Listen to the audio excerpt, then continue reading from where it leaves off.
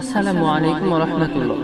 আমরা অনেকেই যখন সালাত আদায় করি তখন আমাদের মনের ভিতর খারাপ চিন্তা চলে আসে। তো এই খারাপ চিন্তা আসলে আমাদের করণীয় কি, এই বিষয়ে কথা বলবো ইনশাআল্লাহ। এটা এক ধরনের শয়তানের ওয়াসওয়াসা। হাদিসে এদেরকে খিজ্জাব বলা হয়েছে। এরকম ওয়াসওয়াসা আসলে সুন্নাহ সম্মত করণীয় হচ্ছে আউযু বিল্লাহ করে বাম দিকে তিনবার থুতু নিক্ষেপ করতে হবে।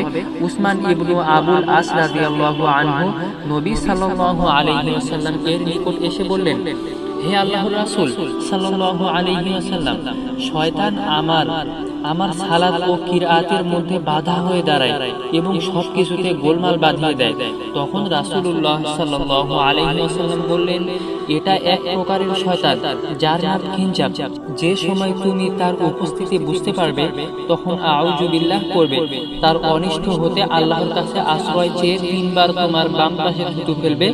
তিনি বলেন, তারপরে আমি তা করলাম আর আল্লাহ আমার হতে তা দূর করে দিলেন। সহিহ মুসলিম হাদিস নাম্বার 2203।